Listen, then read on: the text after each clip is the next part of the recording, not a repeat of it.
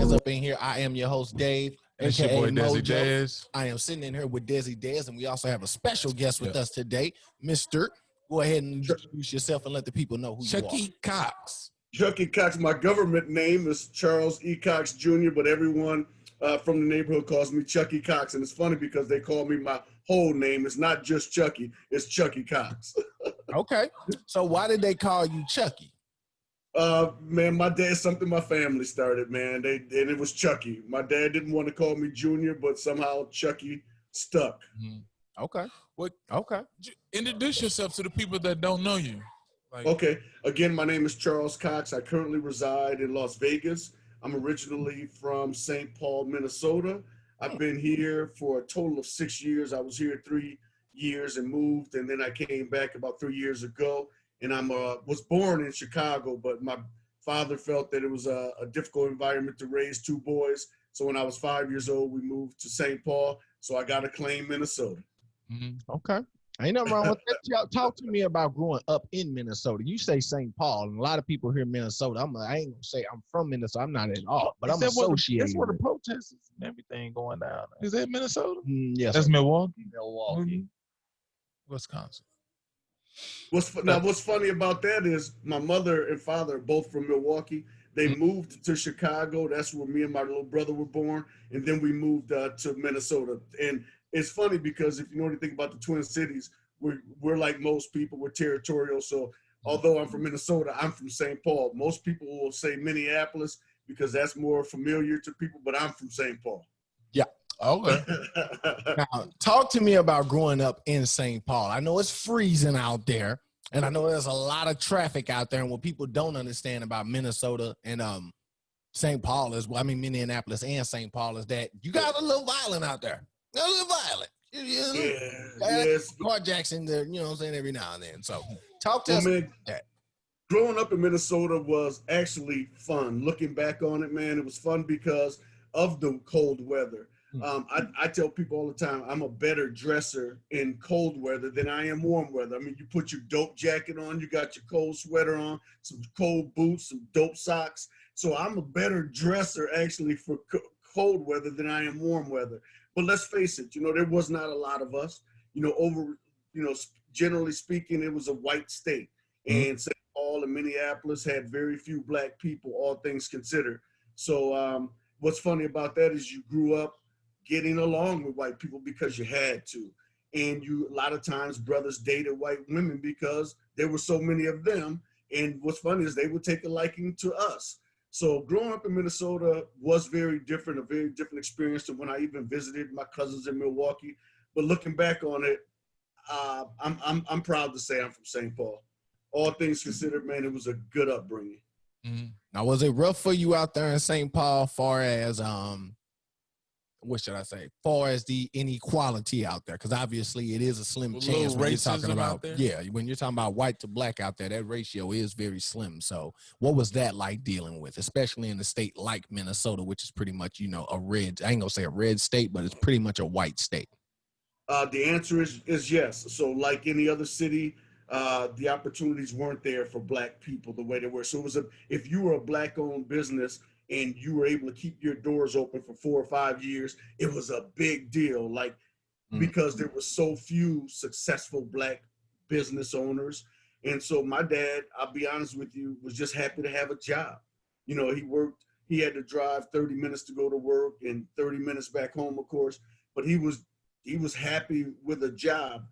And that was about all he could be happy about. He wasn't going to be able to easily start a business. I don't know if my dad ever had the entrepreneurial gene, but even if he did, it wasn't going to be easy. So no, the opportunities were not there. They're still largely not there. Us as black folks, we'll kick the door down. So I always say, if you can be a successful entrepreneur or businessman in the state of Minnesota, you can do business anywhere. If you can succeed in Minnesota, man, the doors are open for you around this country because it's just that difficult. Okay, so talk to me. Did you graduate out there? Hey, this your boy Desi Dez. And it's your boy Mojo. And if you like what you are seeing so far, make sure you like, comment, and subscribe to the page. Please. And if all else fails and you like what you talking about as far as this merch-wise, baby, hit us up. You know what I'm saying? Check us out on YouTube or Instagram or Facebook at TwistedYounginz with a Z. You know what I'm talking about? Make sure you give us an email at twistedyoungins@gmail.com for all promotions. Where's it at twistedyoungins@gmail.com. Yes, sir, with a Z. And also, if y'all don't like what you see right now, as far as merch-wise, we got more merch, and we also do your merch. Do your merch Send us in a we couple support designs. everybody. Yeah, and we do promotional packages, interviews, videos, articles, whatever you guys need, man. Just make sure you hit us up. Holla at you, baby. Yeah, so my story is I graduated from high school, St. Paul Central High School, St. Paul Minutemen, but I didn't go to college. I went to trade school. So I went right away to 2 years. I became an electrician. So I went to school to become an electrician. I chose the trades, and I spent 2 years in full classroom all day long. So from 8 in the morning till 4:30, I did that for 2 years. And then I did an apprenticeship program for 4 years. And that was my first career, was being in the construction business as an electrician. And then I moved from that to becoming a general contractor, started my own business, started building homes, and I had a small electrical contracting business where I would wire homes for my customers. And one thing just led to another, and I ended up in real estate in general, buying and selling homes, owning a real estate company. You think of anything real estate, construction, and development, I did it. Jeez. Well, listen, that's a lot. When you say construction, real estate development, I've done it. Hey, listen, there's a lot. So how did you find the places that you actually bought? It's funny. So let me just go back a little bit. So I had the best job I'd ever had as an electrician, and I was working for the city of Minneapolis. And if you know anything about working for government, it's pretty easy work, right? All the way up until that point, I had tough jobs. And so I got laid off from the city of Minneapolis, and I decided at that point I was going to, ride out my unemployment and transition into entrepreneurship. So that's what I did. I bought a house, did some repairs to it, sold it. I made $5,000. You bought a house from what? From a realtor or? Yeah, did you buy the house like on the market, or did you hit an auction? Nope. A friend of mine introduced me to the business. A mentor of mine introduced me to the business. So what had happened was I bought my first home, and I told him, I said, hey, I bought my first home. And he was like, oh, you got good credit, huh? And he moved in on that. But that was one of the best things that ever happened in my life. It was the first time in my entire life. Hold on, I'm trying to get down. How did you buy the first home? Oh, okay. With credit, I filled out a purchase agreement, agreed to purchase it, went to a loan officer, handed him all of my documents, and got a loan to purchase the home. Okay. So I didn't do it with cash. Okay. Now, is there a specific type of loan that I should be on the look, or anyone should be on the lookout for, that would help them if they're leaning towards that type of situation or leaning towards that type of path of going into real estate? Great question. It's far more difficult now. The climate has changed dramatically. So there were loans called stated loans. I'm sure you guys have heard of them. A stated loan was just what it was. I state to you my income. You effectively believe me, and I'm able to purchase a home based on what I tell you. Well, that type of loan doesn't exist anymore. They basically stopped doing those types of loans because everybody was lying. And sadly, that's true. But Barack Obama, when he came into office and the market was crumbling, they blamed it all on these type of loans. So Barack Obama, thinking he was protecting the consumer, did away with that style of loan, which basically put a lot of people out of the market. So he thought he was doing something very good. In my opinion, he closed the home ownership is at the lowest it's ever been right now in the African-American community. And I think largely it's due to some of his policies. Now, when you say you think it's due to some of his policies, obviously getting rid of the standard, you going off of my income type of loan, what other policies do you think that were implemented that kind of, mitigated or kind of minimalized our opportunities as the Black community to, capitalize on capitalism, far as real estate in times like these and everything? What do you think is there any specific law that you can think of that, blocked us out of getting those opportunities? Yes, there's an act called the Dodd-Frank Act. And inside of that act, there was lots of different things. So they clamped down on everything. Like I said, they did away with stated loans altogether.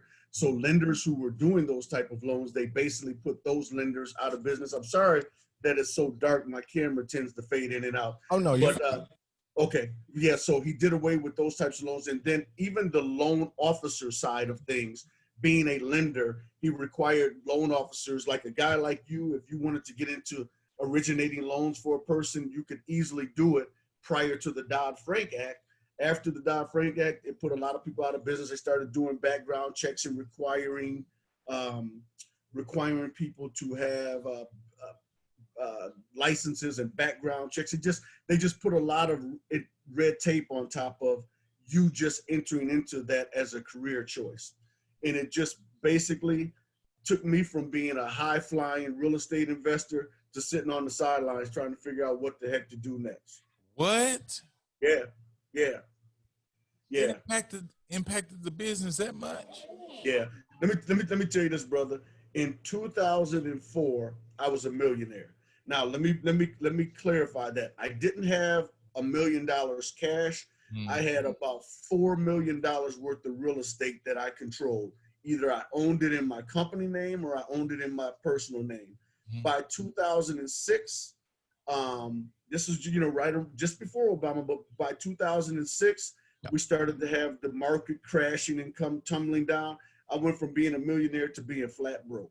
And so now you would say to yourself, well, you did it once, do it again. Yeah. Well, it was very difficult to do again because they changed the game and made it very difficult for the hustler like me to thrive, made it actually impossible to thrive. So I've never been able to get back to that point of having $4 million worth of real estate. I own 50 pieces of property in 3 different states. I own land.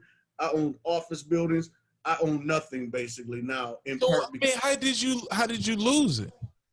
Well, lots of things start to happen. The first thing is people stop paying their rent.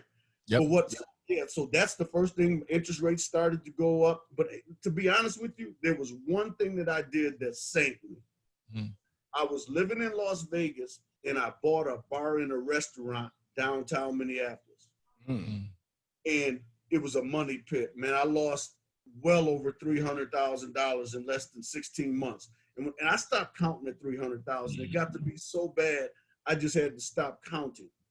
And the sad part about it is I didn't have another 300,000. It wasn't like I had a big bankroll to where 300 wasn't going to affect me. So I was taking money from my real estate businesses, from my building homes and selling them and feeding this bar and restaurant because I got to make payroll. Right. How did a bar and restaurant, you wasn't getting traffic around that time, or, that was before the COVID? That was far before that. So we're talking about, I purchased the bar and restaurant back in 2004. So we're talking about way back. So like I said, my story is I had money in 2004. By 2006, I was in a twist. But let me tell you what happened. Okay. So we bought the bar and restaurant, and right away, these are kind of things, it's funny how things hit you. They put a smoking ban in place. So in Hennepin County, you couldn't smoke. So now people are saying, I don't want to come to your place because I can go down the street and smoke. So now my customer base is gone. And then just after that, they tore up the city of Minneapolis, tore the sidewalks up. They were doing a sidewalk project. So now people got to track through mud to get inside my place. Another reason for them to say, I'm just not coming. Man, you name it, anything that could go wrong did go wrong. But I have to put a lot of the blame on myself because I didn't slow down to learn how to be a bar and restaurant owner. You gotta remember, I'm living in Las Vegas. I got a real estate company. I'm building houses. I'm all over the place. Well, I mean, you're in Las Vegas, but your business is in Minneapolis. At the end of the day, when you're running a bar and restaurant coming from the culinary arts background, you're gonna have to be there, or you at least need to be able to pop in at least once every other week, because you need to see literally what's going on. Like, you need to go in. They can tell you that the inventory is 1,500. We got 1,500 wings or 1,300 bottles this week. But when you show up and go inside that building and only see 200 in stock, Where's the rest of them at? They didn't drunk them all, went under the table, they didn't party them all. Where do you Who lose knows? the money from in owning the business? Like, it's just from the people not coming in, of course. So when we bought the business, it was a family restaurant, and we changed the whole concept from a family restaurant to a sports bar. So we went out, put all the TVs in, the audio system, repainted, bought autographed signed jerseys, posted, had them all over the walls. We basically had to we started with a vanilla shell, basically, and we turned it in after, with about a $60,000, $70,000 investment. We turned it into a sports bar. Okay. And so now, right away, before I made my first dime, I'm out of 70 grand just by, well, maybe a little less than that, but I'm out of many thousands of dollars just to make it what I wanted it to be. Yeah. That's, and you're not that's and you're doing all of that thinking that once I convert this thing to a sports bar, everybody's gonna come. It's gonna be a packed house every night. I'm gonna get paid. It didn't work. Yeah. Now, I think the important thing here that a lot of people are going to listen to this, they're going to hear 4 million in 04 and you own a bar and 60,000 and you took a $300,000 loss and they're going to hear all these numbers and be like, man, this dude is paid. But the key word that I got from everything about how you got it started was credit. Am I wrong? Oh, you're absolutely right. So good credit is the key to all of this stuff that we're having this conversation with. There's no loans coming your way without good credit. If you ain't got good credit, they're not worried about you getting a loan no way because you can't afford one. Why would I give you one anyway? Your credit's bad. Period. Point blank period. Credit was my launch pad. Credit is what got me out the gate. Because I didn't have any cash. It was credit. You're absolutely right. Okay. Known to get it. Yeah, that's all they need. Listen. Credit tell me you gonna go get that money. For some people, credit is as good as cash. Like when you go to a car lot, credit is as good as cash. They don't care. They don't even care about. Yeah, you got an 800 credit score. Take the new charge off the lot. We don't care. But with an 800 credit score, you will get a loan for that. I know I'm gonna get paid. What if you come in with 10,000? What can I get? What your credit is? Oh, don't worry about that. Well, don't worry. Like if you come in with 10,000 and it's a $50,000 car and your credit's at about 500, they might not mess with you. They may not mess with you because 10,000 to a 50,000 car is like putting 1,000 down on a $10,000 car, especially when your credit's 500 and below. They don't care. So, did you have to sell all of your real estate, or they just took it?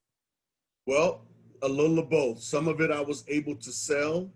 Some of it I just lost in foreclosure, and that's basically how it went.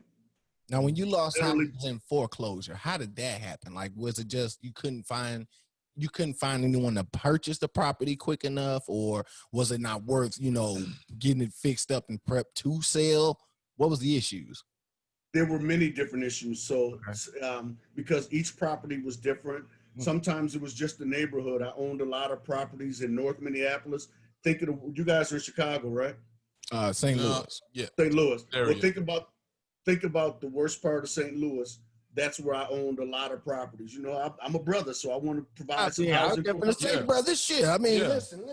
Hey, salute you, brother. Hey, that's what we trying to do. We preach it all the time. Buy up your neighborhood. If you told me that you owned the worst part, if you owned if there were 30 houses in the worst part of our neighborhood and you own 6 of them, I would be great with that. At least you got some sort of property out here because we don't own the blocks. So how many did you own in that north? So at my peak, I owned about 50 properties in 3 different states. So I owned property in Nevada. I owned property in Michigan. I owned 50 acres in Michigan at one point. And then I owned a bulk of, again, a lot of property in the state of Minnesota. But like I said, I would tell you that bar purchase was the kind of things were put like this. And I talk about this in my book, which I want us to transition to because I think it's a good transition. But I just buying that bar, which is so capital intensive, it requires money. You got to make payroll. Think about this. If you buy $100 worth of food, you don't sell $100 worth of food. So a part of it gets wasted. Some might spoil. So there's a lot of different ways to lose money in the bar and restaurant business, even before you start talking about employees heavy pouring your liquor or just flat out stealing your food. I mean, if I got order 100 steaks, it's hard for me to monitor every single steak. And so, in bar and restaurant business, you have heavy turnover in your labor. People don't really know you to care about you enough to not steal from you. They just take your stuff. Yeah. So I know I paint a gloomy picture, but that's just my story. I don't. That's really the business. A lot of people that get into that industry and think it's going to be peaches and cream, but I mean, I can break it down. I can break it down simply, even more simply than that. Like you said, I tell you one thing that kills a lot of bars and restaurants and everything like that: heavy-handed bartenders. Yeah. Those are you're supposed to make. Yeah. If I got $100,000, if I got $100 bottle of Perrier, and I know I'm selling shots out of this bottle for $10 a piece, and I know out of that bottle I can get 20 shots. That's 200. So I just doubled that money. Well, if you got a heavy-handed bartender who out here just leaking it up every time they pour, we done went from $200 a bottle to making $80 off the bottle. So now I'm not even getting my money back off the $100 that I spent for the bottle. If you want that scenario right there is so real. That's it. Because they have no loyalty. They're gonna pour your liquor so they can get tips. They don't care. Yes, sir. They're looking for the tips. Like you said, they're absolutely right. They're looking for the tips. I found I forgot the TV show what it is that the dude goes around and helps fix up all the bars. Yeah, that's Bar Rescue. Yeah. Bar Rescue. Now I watch that a lot. What I found with that is most of the times what he suggests to people is with the bartenders is to put them on minimum wage. Put them on minimum wage. That way they're getting a check because most bartenders are getting paid only off the tips. They're like a waitress. So that's all they care about is tips. Yeah. So if you put them on minimum wage, their heavy-handedness to get that tip is less active because now they know they're going to get a check regardless of the fact on top of the tips that they're going to receive. Yeah. But transitioning to this book, go ahead. So I do want to talk about my book because I think it's not to promote it, but it's a great transition to talk about it. To promote it, sir. Listen, all right. Listen, you're a brother talking about good credit in millions, sir. Promote it. All right. So I wrote a book after the dust settled, man. I was literally at home in 2006, like, man, what happened? And I'm telling you, man, I got depressed. I was in the fetal position, and all that liquor that was left over from the bar, I drank it all, y'all. I'm telling you. I can understand, man. Listen, I can understand. None of that liquor went to waste. But when I came out of that stupor, I started really giving some heavy thought to what happened. How did my marriage dissolve? How did I end up bankrupt? And I realized that I didn't manage my life like a business. And I wrote a book titled Life is a Business. Manage it better so you'll enjoy it more. And I realized that I'm doing deals with friends, borrowing money to people without any written agreements in place. I'm not really operating on a budget. I'm not even working out. I'm not even taking care of my body. I'm running around drinking and partying every night. And I realized that Charles E. Cox Jr., I'm a business.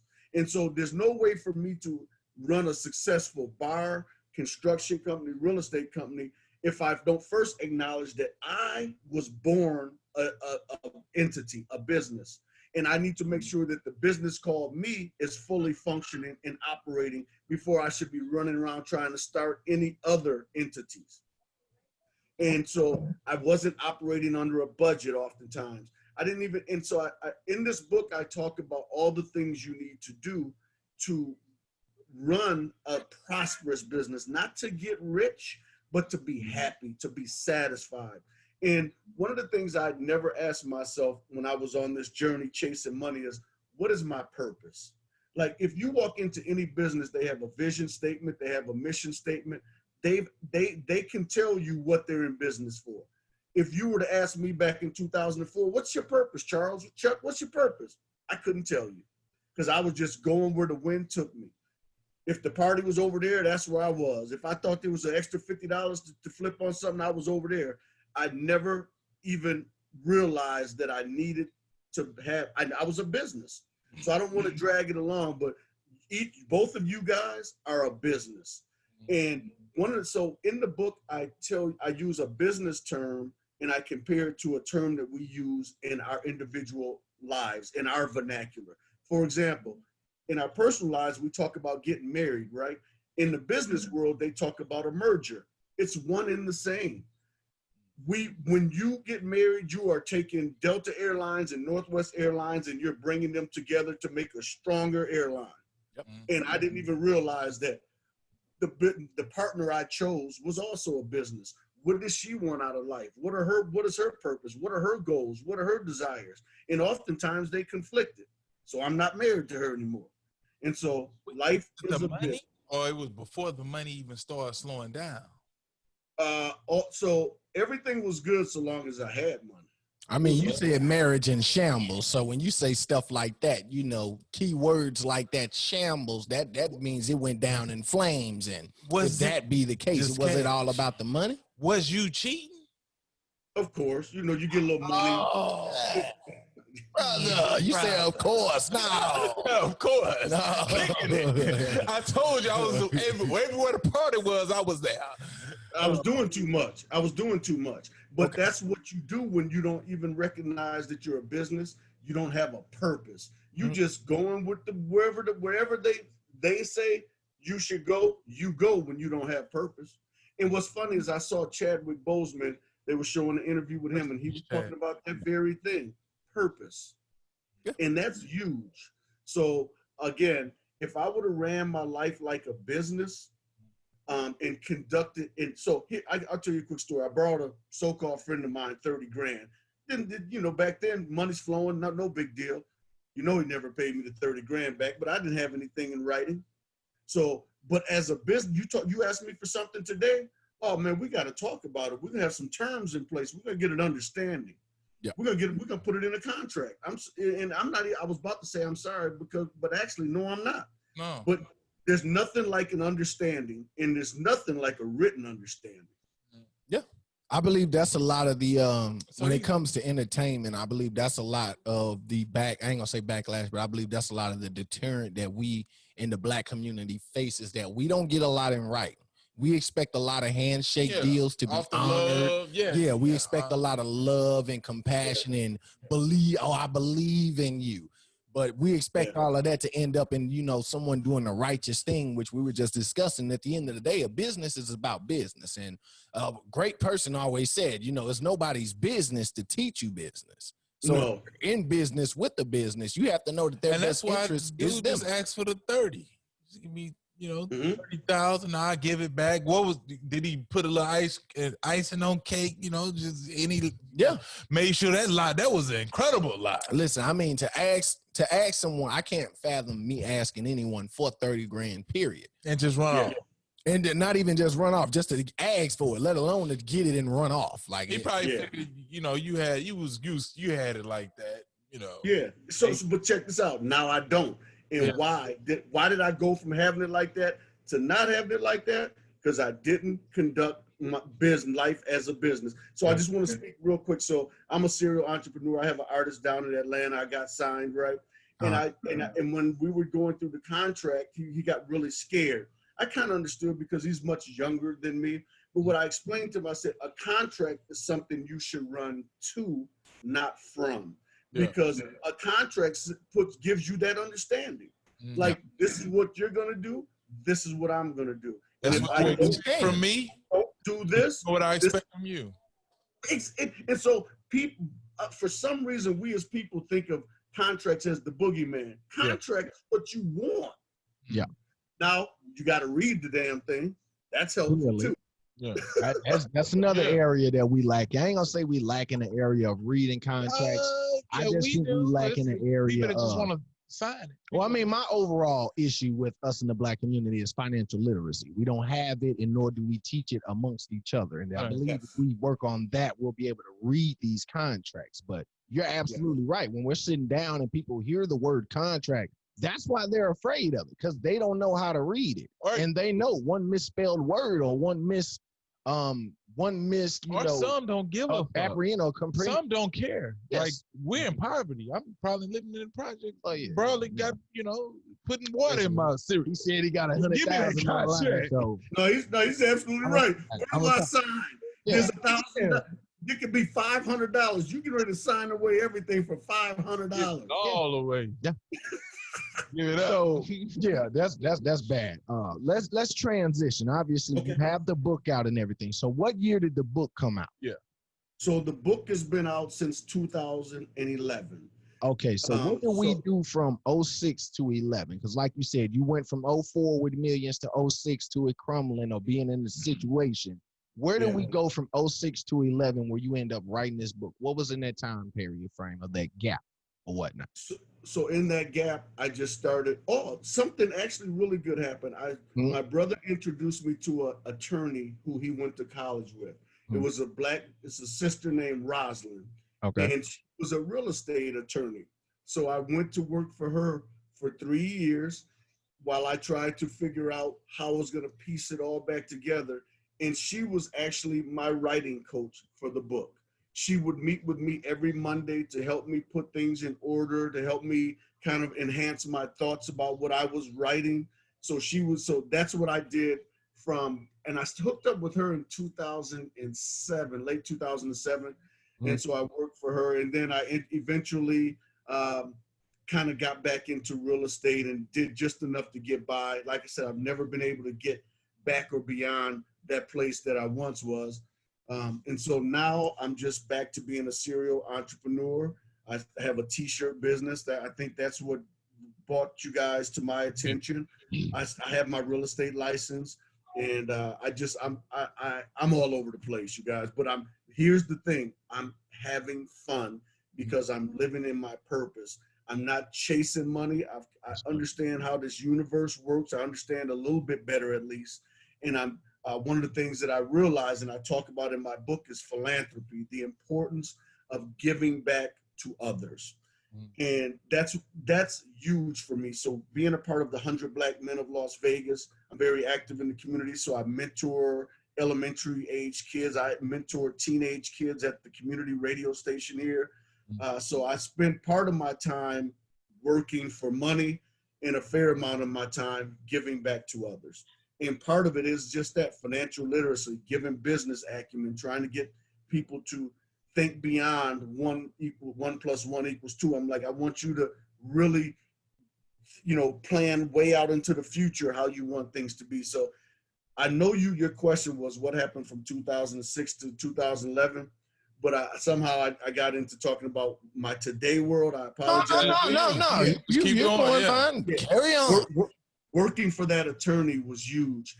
And one of the ways that I started getting my mind and my body back conditioned and out of depression was I ran a marathon. So one of the things that I did was train to run a marathon to help get my mind away from all of the nonsense and to help insert clean thoughts back into my body, as well as get my body back healed from all the drinking and all the sadness. Yeah. And so running a marathon was one of the single biggest things that I'm proud of. And besides my book and my children. Okay. So have you got into now you're starting back to buy property? Is this the time you buying more or what? You know what? I want to do more internet-based businesses. And here's why. I want to get into into the businesses that I don't have to rely on so many people. I've been disappointed so much, in the real estate business. You got contractors, you got inspectors, you have appraisers, and the list goes on. And so I want to do more betting on me. I'm willing to get up early in the morning and stay up till late at night. And I found it hard to find partners to match my intensity. So I'm just now doing things that are me based, if that makes sense. So no, I don't want to get back into owning homes because I realized that I'm not really good at managing people. And here's what I mean by that. They call it property management, but the truth is the property is fine. The cabinets do what they do. The doors do what they do. It's the people. And I've argued with so many tenants, been threatened, they've destroyed my properties.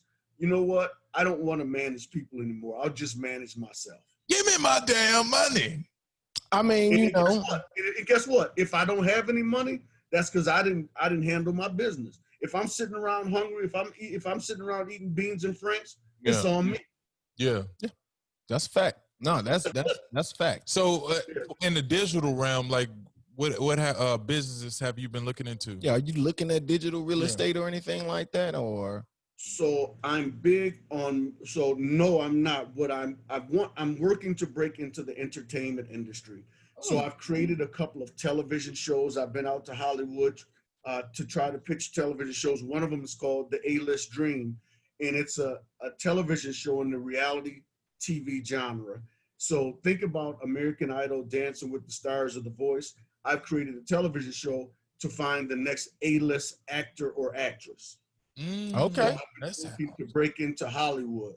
So you doing an American Idol with acting, basically. With exactly same template. The template is already there. We go out to 4 cities. We audition people. The same thing, and it's just to find the next actor because it hasn't happened yet. So I also have a hip hop artist that I'm working with. So I believe a lot in media. Yep. Think about it. You can put something on a jump drive. Think about Martin Lawrence's show, Martin. Yeah. Think of all the money he's making from something that he did 20 years ago. Yeah. Well, is he making? If you guys are in the music business, keep putting out music, man. Those catalogs can feed you for the rest of your life, but it takes some work. So long story short, my goal now is to break into media, television, and music. So how does one make it to the point where they can go to Hollywood and pitch a television show? And you said not one, but several. So you got to know some strings. Yeah, you got to know somebody to know somebody to do something like that. Well, your pocket got to be right. Nope. Let me tell you. I walked into Steve Harvey's office. So I did my research. Mm-hmm. And I knew that Steve Harvey had a production company and he had a production deal. His office was on Sunset in Hollywood. And he had a lady named, I forget her name now, but let's say her name was Dawn. I went up the elevator. I walked into the office. I said, "Hey, I'm here to see Dawn." And so they were like, "Okay, well, what's your name?" And I told them my name. So they went in the back, and about 5 minutes later, her assistant comes out and he says, "Who are you? What is this all about?" I say, "Hey, man, my name is Charles. I just wanted to leave this. I got this TV show I'm trying to pitch. I just want to leave this with you. This is a true story." So I go out in the parking lot, and before I can pull out of the parking lot, the guy calls me. He said, "Hey, you were impressive." He said, "I talked to Dawn, and she's got about 15 minutes. Are you still on the property?" I said, "Yep." And I went back up and I pitched my TV show. Okay. I walked in off the street like I had the right to be there. True story. You should, sir. That's what I'm talking about. and you did. You had the right to be there. Yeah, absolutely. It's a public place. Yeah. There's only certain type of spirits can, hold it on. Yes, sir. Yes, sir. So one of my friends here in Las Vegas is Antonio Fargas. Are you guys familiar with him? Yes, the hell I am. Okay, so I just talked to him on the phone the other day. So he's also Hold on, wait a minute. Before we go any further, you said it like it was cool, Antonio Fargas. Like you said it like it was cool. Now come on, now that's a superstar, baby. So he used to be on Starsky and Hutch. So remember on Everybody Hates Chris? Yep. The grocery store owner. I'm gonna get you, sucker. He's goes back to he was in Car Wash, the movie Car Wash. Yeah, the original. I know you're talking about now. Yeah. So he's become a really good friend of mine. So he's trying to help me find some inroads through his age. He's trying to get his agent to represent me because that's the single biggest thing about Hollywood is you need representation, yes. And it comes by just a referral. If Antonio Fargas asks his agent to represent me, his agent will do it. It's as simple as that. But if I was to ask his agent, he'd say, "I'm not taking on any new clients." So it's all about the relationships. Okay. And so I have another one that I'm really excited about. I want to share with you guys because I know you're in the music game. I created so you guys have both heard of Cirque du Soleil, right? Yes, sir. So I created hip hop's version of Cirque du Soleil. So what it is, think of a concert but it tells a story. It's a production. And so we're going to tell the story of hip hop from its inception up until 2000. So we're going to tell the story of old school hip hop in the form of a production. So I'll send you guys the treatment so you can get a better understanding. This is one that's kind of difficult to tell you about, but just think about the old stars like Kumo D, Heavy D, and Slick Rick and these guys actually performing their songs, but it's a production. And when I say it's a production, it's choreographed. Like theater plays. Like theater. Yeah. Like theater. And it's like a hip hop Hamlet. Which is the stuff. Theater has been around for what, thousands of years? Thousands, for sure, no doubt. All the way back into Greek and Roman. So so that's another project I'm working on. It's called a tribute to hip hop's pioneers, and it's a 2.5 hour runtime, and it's a party where think about you down with OPP. Everybody would be singing that. The key to the success of that project is in the marketing, because I'm going to market that around the world. When people come from Korea, when people come from Australia, they love hip hop and they're intrigued by hip hop. And you're introducing them to the culture. The culture. You're gonna see the Dookie chains, the Cazal glasses, the Kango hats, and you're gonna see a production that's gonna blow your mind. Now, are you going to focus on old school hip hop, or are you going to transition from the 80s with Kool Moe Dee and everything to moving on to the Rakims, the Coogee Rap, and Big Daddy Kane's, through Tupac, and all the way up to the Nellies and the Lil Babies and Drake? Are we going all the way through it? We're not. Okay. And because there's still a fear of bringing hip hop to venues. Yes, sir. We know that there's this stigma that comes along with, because I've done it, I've promoted, I've got a good friend that's a promoter. We already know the stigma that comes with promoting a hip hop show. But hip hop up until the 2000s was pretty fun. It was battle rapping, it was scratching. It wasn't all of this and be that. It wasn't all of that. So when that got introduced to hip hop, in comes the violence. And so I feel like it's an easier sell if I stay away from new school hip hop. Okay. I'm with you. I'm with you. It possibly can be. I'm definitely going to send you guys the treatment along with a couple of copies of my book.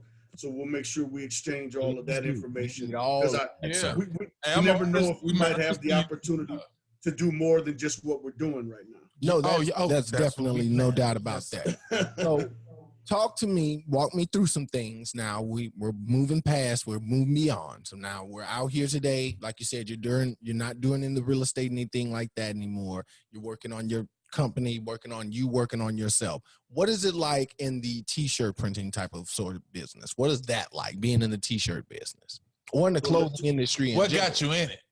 Yeah.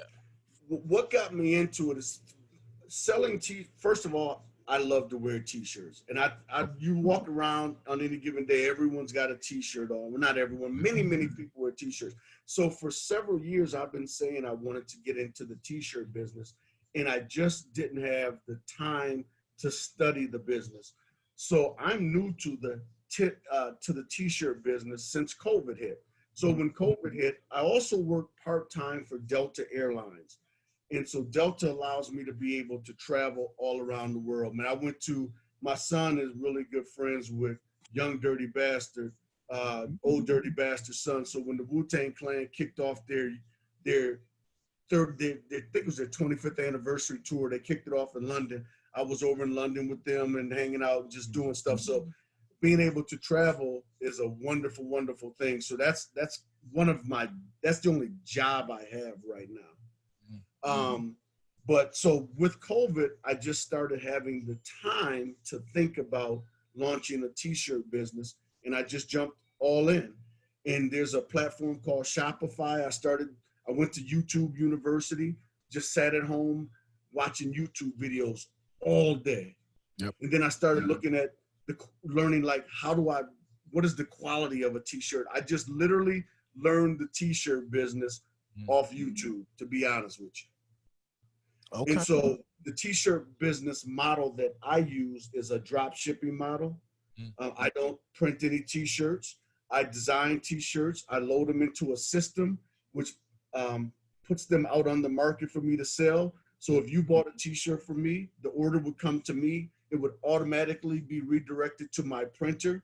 My printer would print the t-shirt and mail it out to the end user.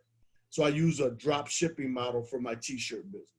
Okay. So I spend a bulk of my time designing t-shirts, looking for t-shirts that I think would be good to that people would purchase. That's the bottom line. So I use a drop shipping model. Okay. There you go. I like that. So how did you find the t-shirts? So when you go to this platform called Shopify, they connect you through that platform to different printers. Yes. And each one of those printers have t-shirts. And so you can get a really cheap t-shirt up to a very expensive t-shirt. And you just decide what you want to sell to your customer. And that's what they'll print your design onto, is that shirt that I chose. Is it a pretty good business to get into, or what? I think so. Again, and so here is my goal with that. I've figured out that here's what I figured out. The reason why my real estate business in part never recovered, because I didn't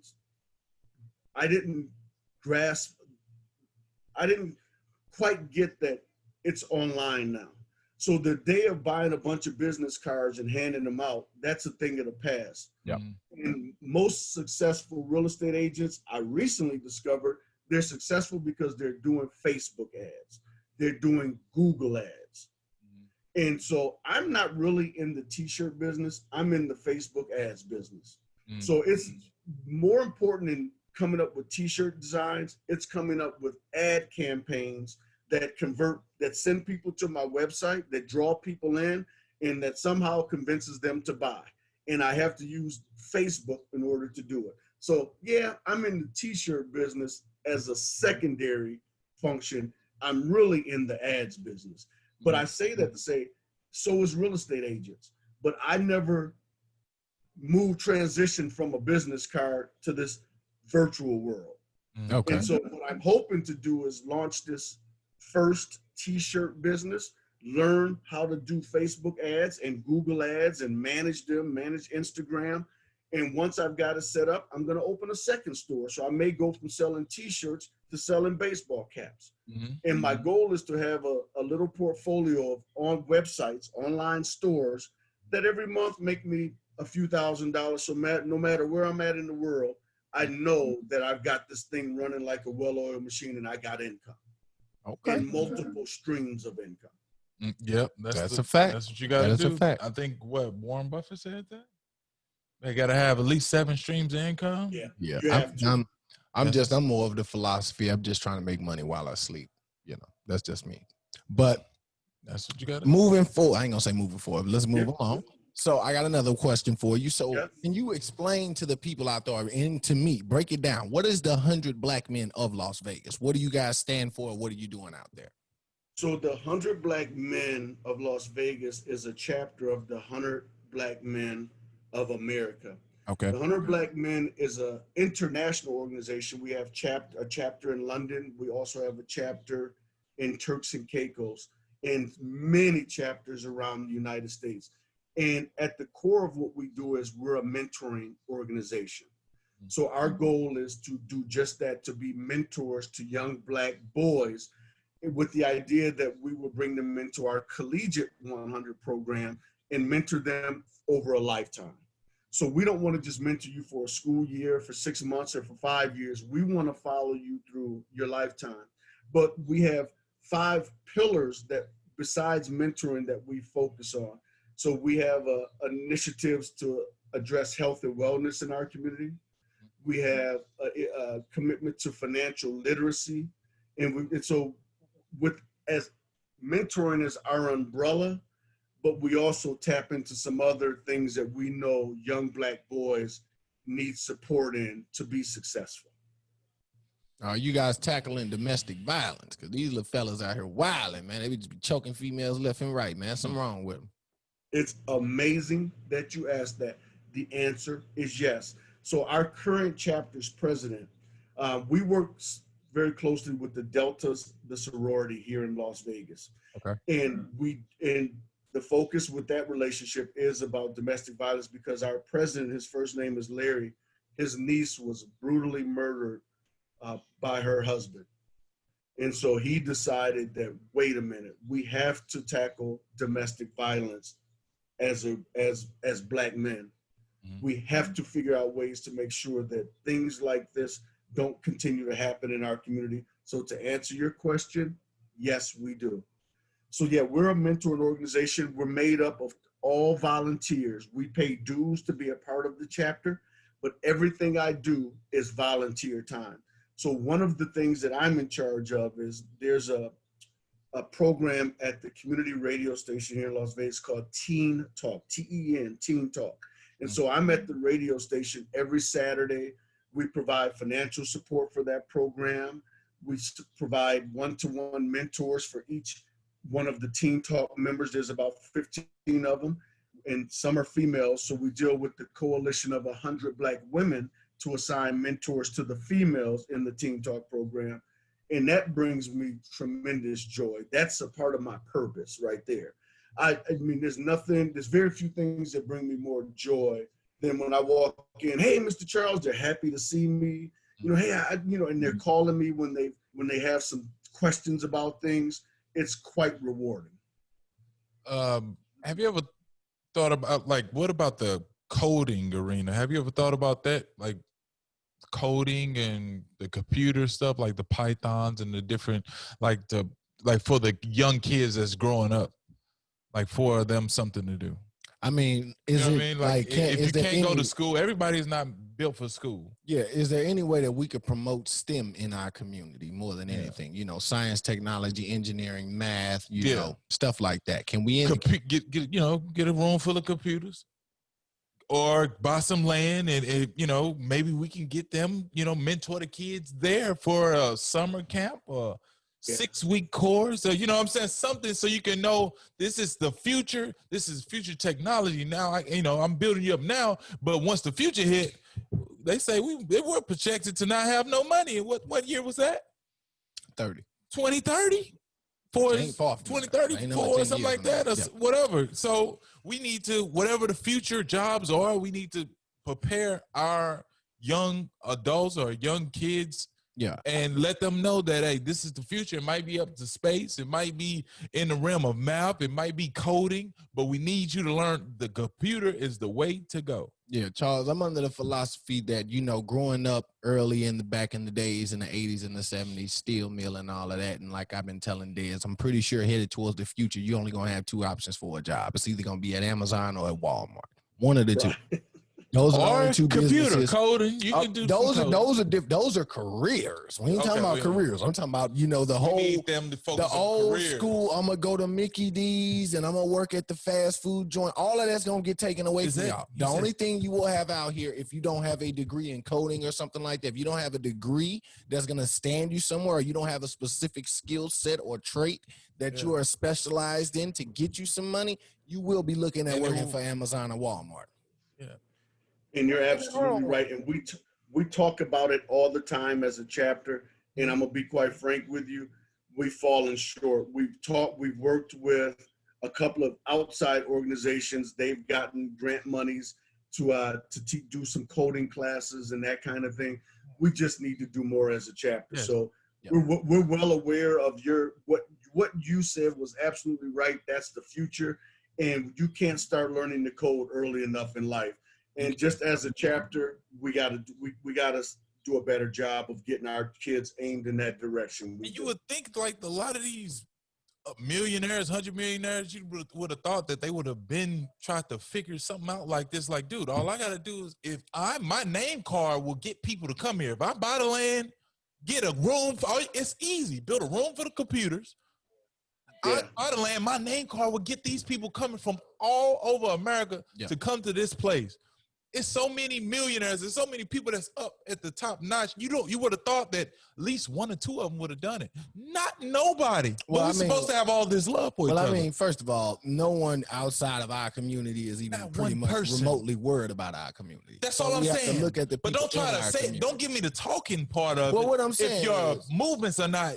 Now it took 2020 to finally realize that everybody's against us. Like I said, I mean, no, what I'm saying is I don't think, like he was talking about earlier, how they're talking about, health and wellness, and stuff like that. Yeah. And I mentioned the domestic violence. I also wanted to ask you, are you guys discussing or are you doing anything with mental health as well? Because that's a huge stigma in our community. Which will continue if you don't have no money or no means to make any money. So all of these things will continue to happen. If you don't have any money, you're going to have health and wealth issues because you can't get the food that everybody else getting. You're going to have mental health issues because your fucking bills can't be paid. So all of these things will continue to mount. You still look bummed, so you'll look bummy because you don't have the money. So therefore, you will have self-esteem issues. I mean, you're afraid of getting pulled over, so you got psychological issues. Listen, like I said, I think mental health is obviously a real issue in our community, but more than anything, sorry, I do want to stick. Please. Yeah. I do want to. Can I say something about quickly about mental health? Go ahead. So after 2000 and during 2006, there's something that I didn't tell you.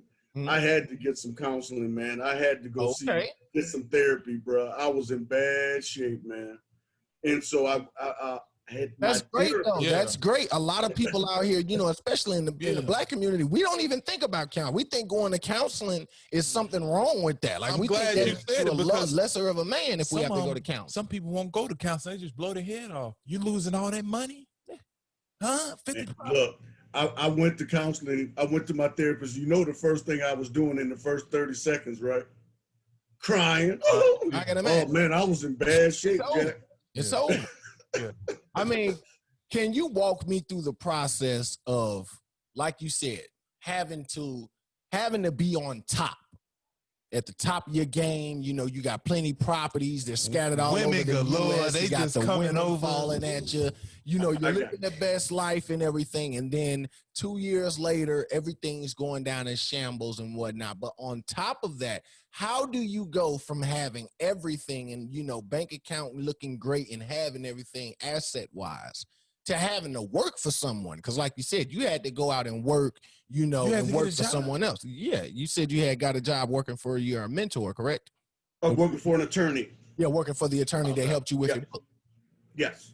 So how did that feel, going from being on top in real estate to actually having to go and work for a real estate lawyer? I thought you was going to say he was working at T-Mobile. No, well, I can tell you that. No, so, just, comparing jobs. That's a good job. So just to give you some kind of idea, so when I moved from Minneapolis to Vegas, I bought a house in a gated community. It was 4,400 square feet, beautiful neighborhood. Floyd Mayweather's mother was my neighbor. Literally, I could look out my back window and see her back there barbecuing. So, of course, I'm seeing him pulling up in all his exotic cars and all of that. So I go from living that life to coming into a gated community, guard gated, where you don't just drive in. Like, they would call me and say, you got a guest, can he come in? And I would say yes. So you're right. I was feeling really good. I was at the top of my game, all things considered, and I was self-made. Nobody gave me anything. I just kept going, hard charging. So to go from that to absolutely nothing, you know what I was? For a short period of time, not a long period of time, I was suicidal, man. I didn't want to live. Yeah. I was like, man, I'm ready to check out. Yeah. But I had some very close friends who they must have sensed that I was in bad shape. And so they would come over, man, and we would barbecue, and they would, because I don't have a job, right? They would leave their jobs and come and hang out with me literally every day for about 3 or 4 months. And then I started training for the marathon, so that gave me a reason to be out. And then the recovery, the road back to stability happened with the help of a therapist. Now, who got you? Did you just wake up one day and say, I need to get a therapist, or did someone recommend, like, hey, man, have you thought about seeing someone about this? one of my friends whose mother was a therapist, is still a therapist. She's an elder in the community in the Twin Cities, very popular lady who also does counseling. And he said, man, I'm going to recommend you go in. He didn't push me. You know, he just gave me the idea. And the Lord gave me the strength to say, yes, get up and go. Okay. And that was the single best thing I did, because that began my recovery. It was slow, but it got me on the road to recovery. Did you hear about the Sweetie Pie situation? Yeah. He started looking around at, I guess, who he had life insurance on or something. Is that what, you know, because he wanted that money. I mean, when you get broke, when you drop down to your lowest, you know, some people have, you know, committed career suicide by thinking like that. A great philosopher named Plies once said that, you know. He is a great philosopher. The right amount. Let me ask you this, Dave. Yeah. Let me ask you this, Dave. What was your question again? You said walk me through. What was I want to walk you through, because if you haven't figured it out again, I'm a scramble. No, I am too, if you can't tell. That's why it's a great interview. We're all over the place. But you know what? We got a lot of ground to cover. You know, we didn't know that, you know, you live next door to Mayweather's mom and all that. See, that's what happens when we have great dialect. I was asking you to walk me through the process, but you already did when I said walk me through. So like you said, you had someone recommend, they didn't recommend, you know, they just, you know, threw the word out there, hey, have you thought about counseling or something like that? We as Black men, though, in our community, can you walk me through if there is a process of healing that we can do to get ourselves to where we need to be financially and mentally in today's day and age, in today's world? Because like I said, financial literacy is a huge part. The STEM situation with me, the science, technology, you know, all of that, engineering and math, I think that is spiritual. We need spiritual healing. Spiritual healing too. About that. No doubt. I think all of this is, you know, STEM is everything. That's for the children. But as far as the grown men out here in the community today, who the children are looking up to as leaders and stuff like that, like you said, you with the 100 Black Men of Las Vegas, or the whole 100 Black Men organization, period, or, you know, us being on, you know, YouTube or whatnot, or people seeing us on the computer or whatnot. Kids want to grow up and do things. What can we do as men to train our youth or to help our youth out and push them in a better direction than where we've been headed so far? I have an answer, and it's simple. It's a one-word answer. Okay. Present. We have to be present. And so one of the things about being a mentor at the radio station is I make it a point. We're going to be there. We can't have a single Saturday where we don't have 100 Black men in the room, or 3 or 4. It all starts with being present. Yeah. That's what. And so I just had a T-shirt on today that said all black dads matter. You know, we have to be present in our children's lives. We have to be there. And because think about this, if a young boy, a young Black boy, when let's say he's being raised by a single mother and he has a sister, well, the mother is probably doing the sister's hair, right? Getting the bowerettes and getting her cutied up. And that's an opportunity to bond right there. But where does the Black boy have? He doesn't have a father that's even taking him to the barber shop.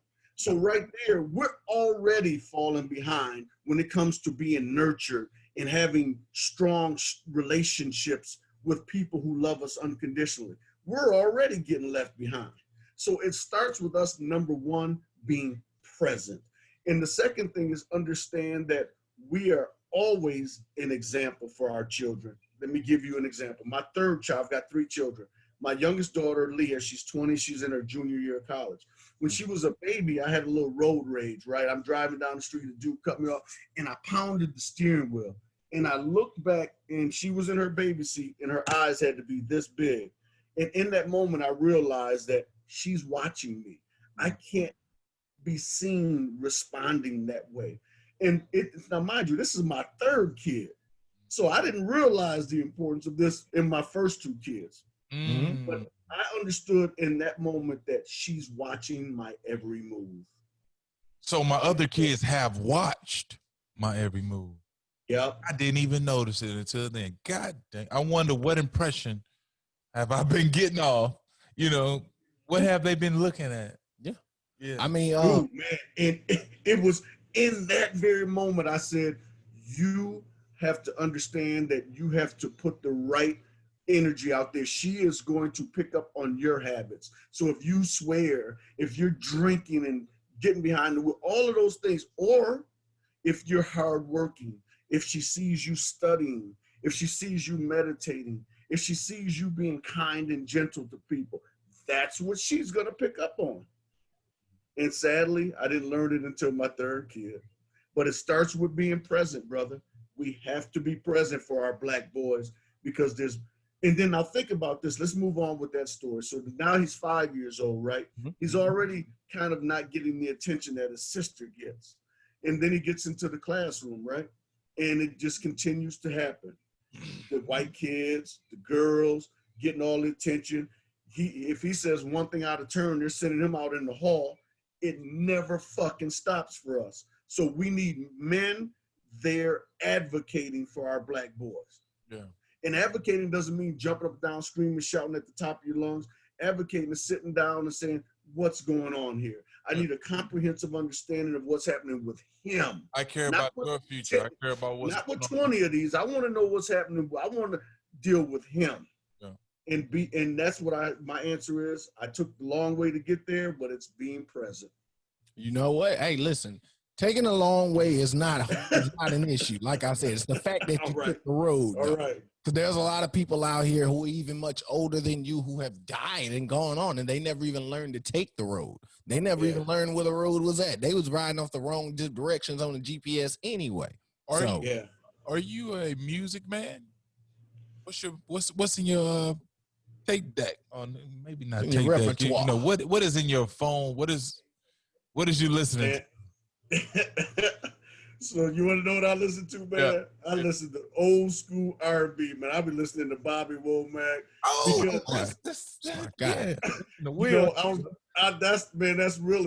that's what I do, man. I mean, I when I'm in my car, I'm playing modern day hip hop. I'm listening to the Baby, and I go back and forth to Atlanta a little bit, so I'm forced to listen to the music there. So I'm up on the new school music. I'm not a fan of it. Like for example, Lil Baby, he's got that new conscious kind of hip hop song out. Yeah. When he's racing through it, I'm sitting there listening through it. I'm happy that he did it. It was needed, but he's moving through it too fast. He's almost rapping too fast. I'm like, he's not letting the song come to him. So I'm analyzing with this little cadence. He's sticking with that flow so much that it's just carrying right through the song. So yeah, he never stops his cadence. He just keeps going, and I think it's a good song. You come up under that original hip hop where it was say a couple bars, wait. Yeah. Throw a couple more bars, wait to let you digest that. They're not waiting. They're letting you digest what they just said because they finna hit you with something else that's finna confuse you. So I can understand that. So I listen to all of today's music, but if I'm going to go off into my zone, oh man, I'm going back. I'm going to Stevie Wonder. I'm going Isley Brothers, Bobby Womack, Teddy Pendergrass. I'm going all the way back. And that's not the music I grew up on per se, but that's the golden era of R&B music, in my opinion. I agree. That is the golden era. I agree. The Spinners, all of that stuff. The 60s has some hitters, some killers that are still killed today. So shoot, that's what's so crazy. Moving along, what advice would you give to your younger self back in 2000 and let's not even say 4. Let's say in 2005, right before 06, what advice would you give yourself back then, right before it all hit that you know now? The advice I would give myself is slow down. Just moving too fast. And so attention, the devil is in the details. We've all heard that saying. Yes, sir. And I had gotten good at what I call fitting a square peg into a round hole. I mean, I could make something work that shouldn't be working. Like, how is this working? But I'm going to tell you something. When that peg flies out of there, you have what I had, basically a pile of rubble. So I would tell myself to slow down, do your research. And so, for example, a person might ask me something today. if I don't have the answer, I'm going to say, hey, I'll get back to you. There was a time when I felt like I just needed to have the answer. Well, I don't know, so I'll have to get back to you. So I would slow it down and do more research. And you will be amazed at how far just those two things alone, some of the heartbreak it could prevent you from suffering, some leaps and bounds in life you can observe just by slowing it down. And again, one other thing I'll say is try to ask. I would have asked myself back then, what's my purpose? That's the ultimate wisdom right there. And that's a real soul searching mission. It seems easy. Hey man, what's my purpose? Man, it could take people months, maybe even years to uncover why the universe placed you here and what it has for you to get done while you're here. So I would tell you guys now, if you haven't spent any time thinking about it, figure out how to begin that process of understanding, what am I here for? What did the universe place me here to do? And search that out, no matter how hard and difficult it might be. Get to the bottom of that, uncover that. I think we found ours, man. I think it's to get stories from guys like you. Mm-hmm. Yeah, you guys do a fine job. Yeah, I was gonna bring. Yeah, so far we just trying to spread the message, you know, to get everyone's message out there. Because like I said, it's people like you that I would never run across or we would never even know about unless something like this happens where we're putting it out there on a public forum for people to hear. Because like I said, you coming up with the story, not even coming up, you telling us the story that you just gave us. A lot of people can't come up with a movie and script. A person will listen to this and learn your mistakes. They'll learn from your mistakes. You know what? I got 50 properties now. I was finna invest into a bar downtown such and such. Excuse my French, but that was some goddamn Wolf of Wall Street shit you just sold me right there, sir. Like, that is a great story. And the fact that you are sitting here, like you said, you're not only enjoying your life, you are happy with what's going on with your life right now. That's hard to do, especially coming from the situations that you come from and being in what you've been and going through what you've gone through. To find yourself still from 06 and 04 and all of those things, to find yourself in 2020 happy. Did you think this day would come? Man, there was times when I absolutely didn't think it would come. But you bring up, you mentioned 50 properties. That's why I say it's important to slow it down. I knew I wanted to be rich. I knew I wanted to be a millionaire. But I could have gotten there with less than 50 properties. I could have probably got what I was really wanting with 15 properties, well managed. But when you get on that wheel and you get to turning and people start calling your name and you start believing your own press, then you got 50 properties when you only needed 15. And then you don't have the infrastructure in place to really, there's times when I would have a property empty for a month. I just didn't have time to go to it. See, that means that I'm in over my head. That means my portfolio is too much for me to manage. One other thing that we're going to skip to, you guys invest in the stock market? No, sir, man. Keep me updated. What do I need to know about investing in the stock market? I mean, I know you, like you said, you work for Delta or whatnot. I don't work for Delta anymore. I work for United. So you know how that airline stuff goes. So I got those stock investments or whatnot. But moving forward, I don't like to pay my 401k like that at all. So moving forward, tell me something I need to know. Help me out.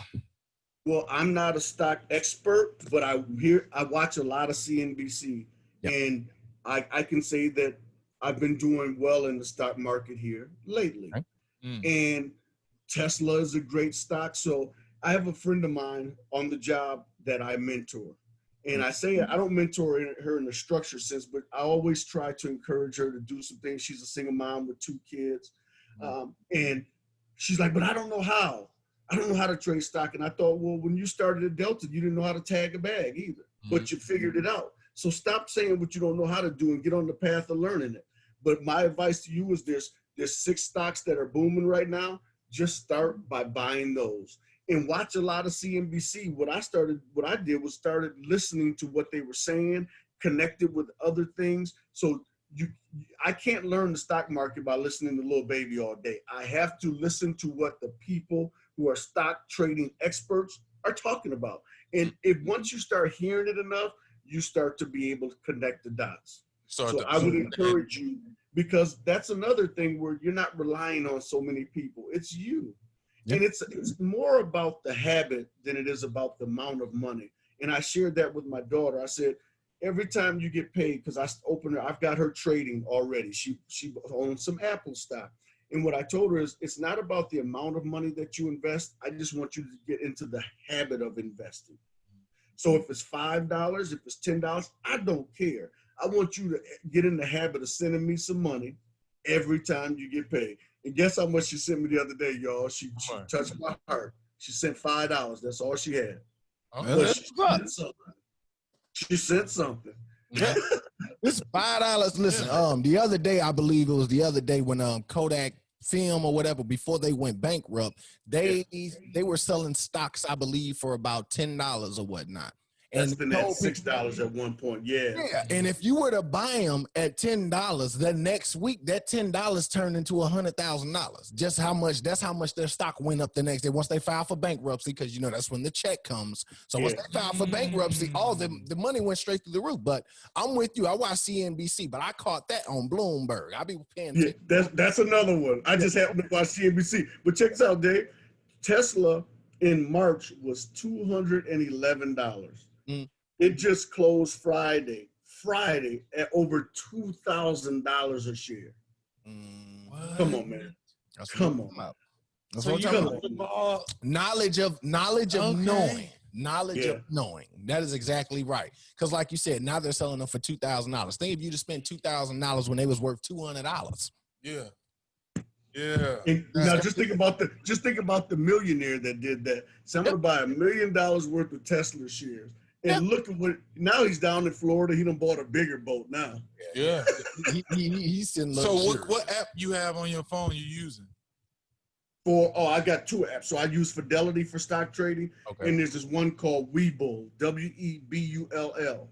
Okay. I've heard of Fidelity. Obviously, everybody knows Fidelity. But Webull, I believe that's something new that I ain't never heard of that one. Yeah, Webull. If you sign up and transfer $100, they'll give you 2 free stocks. So I have my daughter sign up and get 2 free stocks. And after a while, we transferred out of it, took the money, and I put it over in her Fidelity account. But hell, it was 2 free stocks. Why not? Yeah, why not?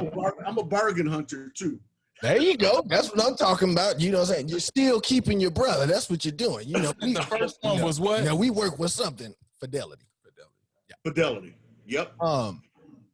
Is there anything that you want? Do you think you have upcoming? First of all, do you have any upcoming events? You know, anything out there in the community or anything with your artist that you have? By the way, what is your artist name? You said you got an artist in Atlanta, correct? Yeah, his name is Young Pharaoh, spelled F-A-I-R-O. Young Pharaoh. He's a young rapper out of he's from outside of Macon, Georgia, but he lives in Atlanta now. And his style is more of that young thug. That's who he idolizes. Okay. And you know, we're putting some money behind him and trying to get him focused. You know, he's young, and so I'm only dealing with one artist though. I learned from watching some of my friends who manage artists how difficult that can be. So I've just got one kid, but my best friend and my business partner, his son is a producer. His name is King Ade, quite talented. So K-I-N-G, and his name is A-D-A-E. I'll send you guys his links. Yes. And if you're in the business, you may want to listen to some of his music. So those are the 2 artists that I'm trying to help launch their careers as best I can.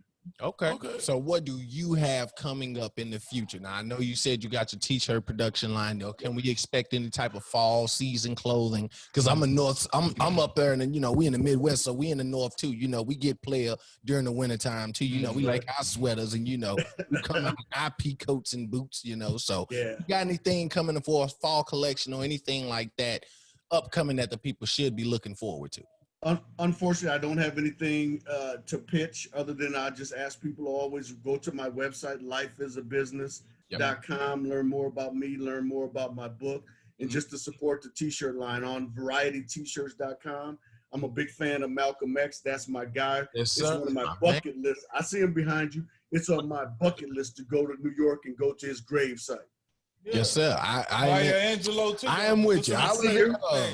I was in New York, man. I couldn't get over there. Traffic was too crazy because I was out there during All-Star weekend, so it was a little wild. I couldn't get over there. Definitely intend to make my way back to see that gravesite for sure. Yeah, brother, that's the brother. No doubt. And I commissioned an artist to design a Malcolm X image for me. Okay. So I'll send you guys that to see too, man.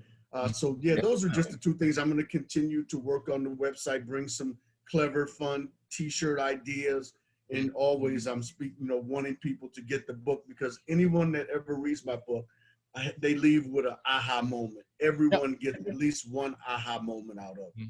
Now, I know you said you're going to send us some, but where can they find this copy of your book, sir? Yeah.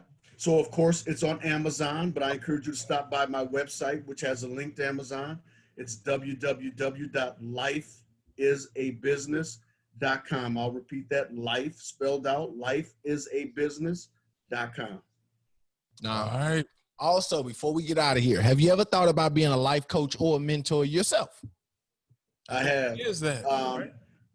One of the things that I was hoping to become after publishing the book was a life coach and a motivational, inspirational speaker. You know, I follow the universe. The universe hasn't opened the door for me to do that and be successful at it yet, but it's always, I love inspiring. I don't often use the word motivate because I think motivation is short-lived, but I like to inspire people. So I'm always looking.